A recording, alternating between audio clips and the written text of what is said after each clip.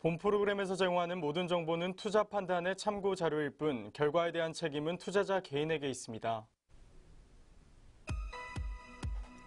네, 화요일 특징주를 잡아라의 김용입니다. 어제 코스피 시장은 미중 무역 전쟁의 휴전 협상에 2130선을 회복을 했습니다.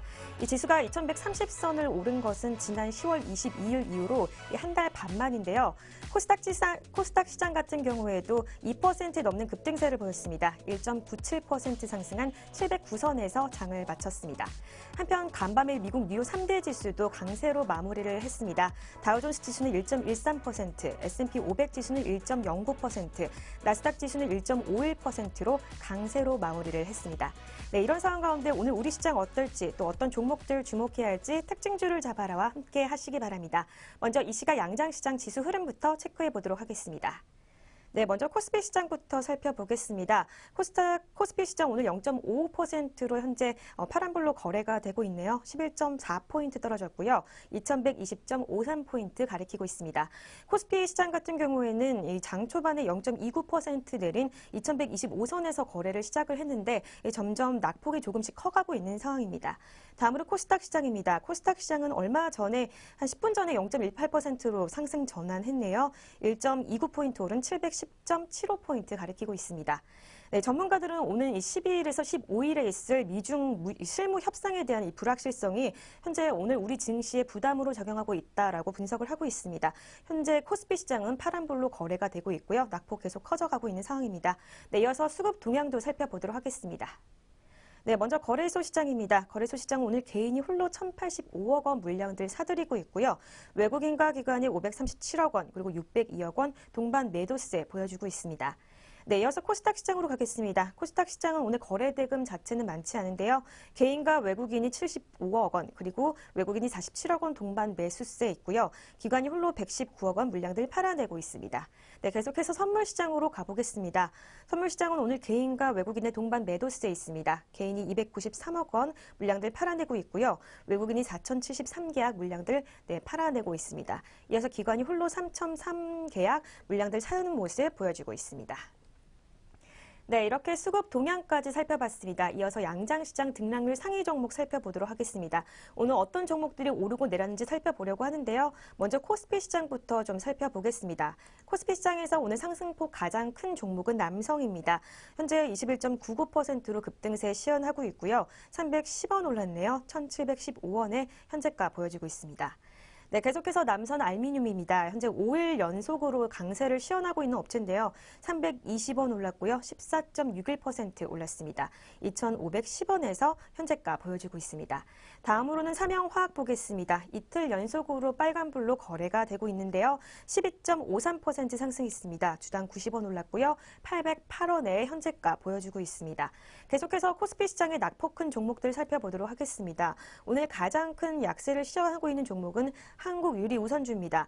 26.32%로 현재 파란불로 거래가 되고 있고요. 주당 25,000원 빠졌습니다. 7만 원에 거래가 되고 있습니다. 다음으로는 아티스입니다. 아티스는 현재 18.8%의 낙폭을 시현을 하고 있네요. 750원 빠졌고요. 3,245원에 현재가 보여지고 있습니다. 네, 마지막으로 한국유리입니다. 14.38% 하락했습니다. 11,400원 빠진 67,900원에 현재가 보여지고 있습니다. 네, 이어서 코스닥 시장으로 가겠습니다. 코스닥 시장의 가장 큰 상승폭 보이고 있는 종목부터 살펴보겠는데요. 오늘 가장 큰 강세를 시현하고 있는 종목은 서현 탑메탈입니다. 오늘 상한가 기록을 했네요. 955원 올랐고요. 4,145원에 현재가 보여지고 있습니다. 3일 연속으로 강세 시현하고 있는 업체입니다. 다음으로는 바른전자입니다. 바른전자 역시 어제에 이어서 오늘도 상승세 이어가고 있습니다. 25.77%의 급등세를 보여주고 있고요. 125원 오른 610원에 현재 거래가 되고 있습니다. 마지막으로 데이터솔루션입니다. 585원 올랐고요. 5,230원에 현재가 보여주고 있습니다. 네, 다음으로 코스닥 시장의 낙폭 큰 종목들 살펴보도록 하겠습니다. 오늘 가장 큰 낙폭을 보여주는 종목은 영우 DSP입니다. 현재 19.78%라는 급락세 보여주고 있고요. 355원 떨어진 1,440원에 현재가 보여주고 있습니다. 마지막으로 G2 하이소닉입니다. 어제까지는 빨간불로 거래가 됐었는데요. 10.77% 하락했습니다. 265원 떨어진 2,150원에 현재 흐름 보여주고 있습니다. 네, 이렇게 양장시장 등락률 상위 종목들 살펴봤습니다. 계속해서 아시아 증시 짚어보도록 하겠습니다. 어제죠, 이 3일 아시아 증시는 전반적으로 강세를 보였습니다. 이 미중 무역 전쟁이 휴전으로 돌아섰다는 이 협상이 증시에 좋은 영향을 준 것으로 분석이 되고 있습니다. 중국 상하이 종합지수 전거래일보다 2.6%로 급등세로 마무리를 지었습니다. 2654.8에 거래를 마쳤고요. 일본 니케이 지수 역시 1% 상승 마감했습니다. 22,574선에서 장을 마쳤고요.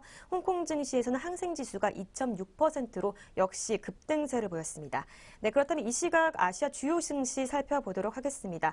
먼저 일본 니케이 지수부터 살펴보도록 하겠습니다. 네, 일본 니케이 지수 오늘은 0.49%로 파란불로 거래가 되고 있네요. 109.63포인트 떨어졌고요. 22,464.83에 거래가 되고 있습니다. 다음으로는 상해 종합지수 보겠습니다. 네, 상해 종합지수는 전일 대비 현재 66.61포인트 올랐네요. 현재 2.57% 강세를 시현하고 있습니다. 어제에 이어서 오늘도 급등세 시현하고 있는데요. 2654.8에 지수 흐름 보여주고 있습니다. 다음으로는 마지막으로 대만 가권지수 보겠습니다. 대만 가권지수는 0.39% 하락세로 현재 거래가 되고 있습니다. 1099.67포인트 보이고 있습니다. 네, 이렇게 아시아 증시까지 짚어봤습니다. 저는 이슈엔 종목 시간으로 돌아오도록 하겠습니다.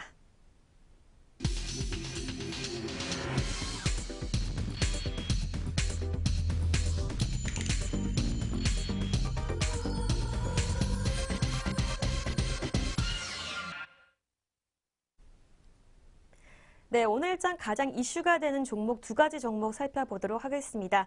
그 전에 본 프로그램에서 제공하는 정보는 투자 판단에 의한 참고 자료일 뿐 결과에 대한 책임은 본인에게 있다는 점 먼저 알려드리도록 하겠습니다. 오늘 첫 번째로 살펴볼 종목은 아시아나항공입니다.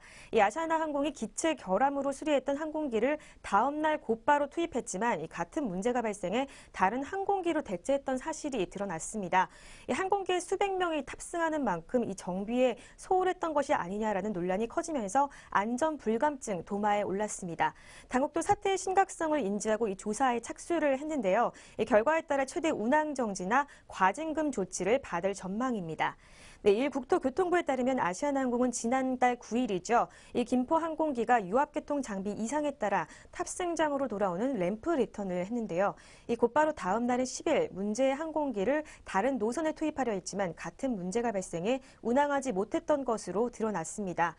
아시아나항공 측은 두 차례나 같은 이유로 항공편이 지연됐지만 이 사유에 대해서 속 시원하게 밝히지 않은 것으로 전해졌는데요. 두 번째 발생한 지연에 대해서는 항공기 연결 문제라고만 설명했다는 것이 일부 소비자의 주장입니다. 이 사실로 밝혀질 경우 소비자 기만 논란도 불가피할 전망인데요. 기체 결함이라는 내용을 빼고 전날과 같은 문제가 발생한 것을 의도적으로 은폐할 가능성도 있다라는 것을 배제를 할 수 없는 상황입니다. 이 국토부 관계자는 지난달 아시아나항공기인 보잉 767 기종에서 몇 차례의 결함으로 지연이 의심된다는 민원을 받았다고 언급을 했는데요. 현재까지 파악한 바로는 9일과 10일 이 이틀 동안 기체 결함이 발견됐던 항공기는 같은 항공기로 파악하고 있다고 설명을 했습니다. 국토부는 사안의 중대성을 고려해서 곧바로 조사에 착수를 했는데요. 이 아시아나항공이 기체 결함으로 수리한 항공기 부품은 해외 공급 업체로부터 들여오는 것으로 확인이 됐습니다. 이에 따라 국토부는 항공기 부품 공급 업체의 부품 문제인지 아니면 아시아나항공 측의 정비 실수인지 등을 들여다볼 계획입니다. 또 부품 공급 업체가 해외 업체인 만큼 이 조사 기간은 상당 기간 소요될 것으로 전망이 되고 있습니다. 국토부 관계자는 조사를 진행해봐야 알겠지만 이 관련 법에 따라 아시아나항공에는 최대 운항 정지나 혹은 과징금 부담 등의 조처를 할 수 있다라고 밝혔습니다. 한편 문제가 됐던 항공기는 20년 이상의 오래된 항공기인 것으로 밝혀졌습니다. 네, 첫 번째 이슈인 종목 아시아나항공 살펴봤습니다. 그렇다면 이 시각 현재가 주가 흐름 살펴보도록 하겠습니다.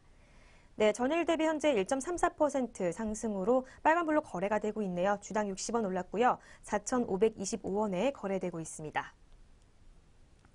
네, 첫 번째 종목인 아시아나 항공 살펴봤습니다. 두 번째 종목 이 삼성중공업 살펴보겠습니다. 이 삼성중공업이 이산화탄소 배출 규제와 관련된 스마트 선박 이 기술을 국내 최초로 인증을 받았다는 소식입니다. 삼성중공업은 3일이죠. 이 미국 성급협회로부터 이산화탄소 배출 규제와 관련해 이 기술 인증을 획득했다라고 발표를 했는데요. 이 수기 작성에 따른 오류가 없고 또 데이터 신뢰도가 높아서 선박 운영의 효율을 높일 수 있다라고 전했습니다. 이 기술은 삼성중공업의 스마트 선박 이 솔루션인 인텔리만 10에 적용이 되는데요. 이 출발과 도착 항구의 위치 정보와 또 시간을 자동으로 기록을 하는 기술입니다. 이 운항 상태에 따른 연료 사용량과 또 이산화탄소 배출량을 실시간으로 분석해 이 모니터링을 할 수 있고요. 또 축적된 데이터를 활용해서 운항 리포트를 생성을 하게 됩니다.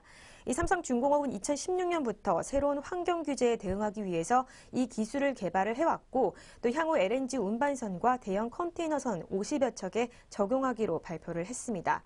김진기 ABS 코리아 영업대표는 삼성중공업의 이 스마트 선박 솔루션이 EU와 국제해사기구의 운항 규정에 유용한 기술임을 검증했다고 밝혔는데요.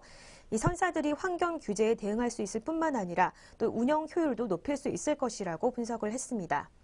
한편 유럽연합은 이 온실가스 감축을 위해서 올해 1월부터 회원국 항만을 입출항하는 5,000톤 이상의 선박에는 이 이산화탄소 배출량과 연료 사용량 등의 운항 정보를 제출하도록 하고 있습니다. 국제해사기구도 내년 1월부터 회원국 항만을 입출항하는 선박에 이 리포트 제출을 강제하는 규제를 시행한다고 발표를 했습니다. 네, 두 번째 종목 삼성중공업 현대 주가 살펴보도록 하겠습니다. 네, 삼성중공업입니다. 현재 전일 대비 1.04%로 빨간불로 거래가 되고 있습니다. 80원 올랐고요. 7,740원의 현재가 보여지고 있습니다. 네, 이렇게 두 가지 이슈인 종목 살펴봤습니다. 저는 오전장 가장 눈에 띄는 특징주들 살펴보도록 하겠습니다. 오늘 첫 번째로 살펴볼 특징주는 이지웰페어입니다. 이지웰페어가 이 저가 매수세에 힘입어서 오늘 장 초반부터 급등세를 시연을 하고 있습니다. 먼저 현재가부터 살펴보도록 하겠습니다. 네, 이지웰페어입니다. 전일 대비 현재 4.37%로 강세를 시연하고 있네요. 주당 320원 올랐고요. 7,650원의 현재가 보여지고 있습니다.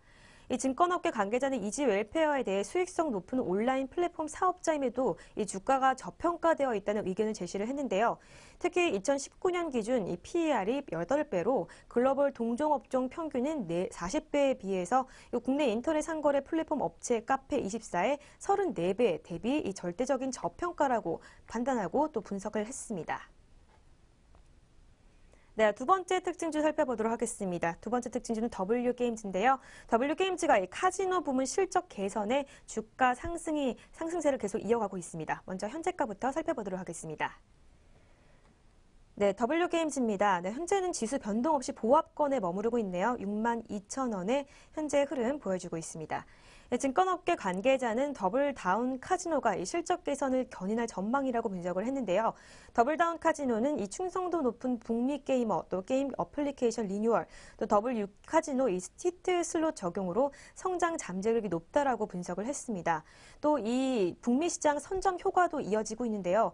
연구원은 더블다운 카지노는 이 시장 초기에 북미에 출시돼서 시장 선점 효과가 높았다라고 분석을 했습니다. 이어 W 카지노 대비 하루 동안 해당 서비스를 이용한 순수한 이용자 수가 30% 높은 것으로 파악된다고 분석을 했습니다. 이어 실적 개선 기대감도 현실로 나타날 전망입니다. 연구원은 W카지노의 올해 매출액과 영업이익은 각각 5,522억 원 그리고 1,723억 원으로 전년 대비 13% 그리고 20% 성장할 전망이라고 분석을 했는데요. 이 마케팅비 효율화를 통한 수익성 개선 가능성이 크고 또 대만 진출, 인수 합병 등의 이슈가 외형 성장으로 이어질 수도 있을 것이라고 강조를 했습니다. 네, 그렇다면 세 번째 특징주 제일기획 살펴보도록 하겠습니다. 이 현대차증권은 4일이죠. 오늘 제일기획의 이 펀더멘털 개선 추세와 이익 성장세, 또 주주 환원 정책 강화 기조 등으로 이에 기업 가치가 상승하고 있다라고 분석을 했습니다. 네, 그렇다면 이 시각 제일기획의 주가부터 살펴보도록 하겠습니다. 네, 제일기획입니다. 현재 전일 대비 2.84% 상승했네요. 650원 올랐고요. 23,500원의 현재 흐름 보여주고 있습니다. 이 현대차증권연구원은 최근 실적 개선을 바탕으로 한 펀더멘털 강화 추세에 따라 제1기획의 기업 가치가 상승하고 있다고 분석을 했습니다. 이어 견조한 외형 성장과 효율적인 비용 관리를 통해서 이 수익성 개선 추세가 이어지고 있고 또 실적 역시 성장하고 있다고 분석을 했습니다. 주주 환원 정책 또한 더욱 강화될 것이라고 분석을 했는데요. 이 연구원은 2015년 배당 재개 이후 이 이익 성장에 기반한 배당 증가와 또 배당 성향 상향이 이루어지고 있다면서 올해 주당 배당금 역시 이익 성장에 연동돼 증가할 것이라고 예상을 했습니다. 이어 펀더멘털 개선 추세와 이익 성장과 이에 연동되는 주주 환원 정책 강화 기조 등을 감안하면 이 실적 대비 주가 수준도 높아질 것이라고 분석을 했습니다. 네 번째로 살펴볼 특징주는 LG유플러스입니다. 이 대신증권은 오늘 이 LG유플러스에 대해서 LTE는 물론 IPTV와 인터넷 사업 부문도 순항 중이라는 분석을 내놨습니다. 그렇다면 이 시각 LG유플러스의 주가부터 살펴보도록 하겠습니다. 네, LG유플러스입니다. 현재 전일 대비 1.39% 하락했습니다. 250원 빠졌고요. 17,700원의 현재가 보여주고 있습니다. 네, 대신증권연구원은 LG유플러스는 이 5G 시대를 앞두고 LTE 부문에서 3사 중 가장 탁월한 성과를 보여주고 있고 또 매출 비중 40%인 IPTV와 인터넷에서도 높은 성장세를 보여주고 있다고 전했습니다. 이어 무선 영역은 이 LTE 도입 이후 7년간 점유율 5.13포인트가 증가를 하고 있고 또 휴대폰 순증 점유율도 꾸준히 30% 이상을 유지하고 있다라고 분석을 했는데요. 특히 인당 데이터 사용량은 시장 평균의 7.5GB를 크게 상회하는 9GB에 육박한다고 발표를 했습니다. 이러한 LTE 성과와 IPTV 성장에 힘입어 오는 2019년도 영업이익 1조 원을 달성할 것으로 기대를 했습니다. 네, 마지막 특징주 살펴보겠습니다. 오늘 마지막 특징주는 폴루스 바이오팜입니다. 이 폴루스 바이오팜 관계자가 이 폴루스가 이 바이오의약품 분야 글로벌 전문가들을 영입하면서 글로벌 사업화에 박차를 가할 것이라는 전망입니다. 폴루스 바이오팜은 3일이죠. 이 폴루스가 키, 왓슨 등 6명을 영입하고 또 송도 본사 연구소 및 화성 신공장에서 함께 연구하고 개발 중이라고 발표를 했는데요. 먼저 현재가부터 살펴보도록 하겠습니다. 네, 폴루스 바이오팜입니다. 전일 대비 8.91%로 급등세 시현하고 있습니다. 640원 올랐고요. 7,820원의 현재 흐름 보여주고 있습니다. 폴루스 바이오팜 관계자는 이 글로벌 전문가들을 대거 영입해서 폴루스가 글로벌 바이오의 약품 기업으로 도약할 것이라고 발표를 했습니다. 특히 폴루스가 논의 중인 글로벌 제약사와의 1세대 바이오 시밀러 독점 판매권 계약권과 관련해 가시적인 성과를 보여줄 것으로 예상한다고 전망을 했는데요. 이어 이 CMO 분야의 전문가들과의 진행 중인 사업에 박차를 가할 것이라고 강조를 했습니다. 네, 이렇게 눈에 띄는 오전장 특징주까지 살펴봤습니다. 특징주를 잡아라 저희가 준비한 소식은 여기까지입니다. 저는 내일 다시 더욱더 알찬 소식을 가지고 찾아오도록 하겠습니다. 시청해주신 여러분 고맙습니다.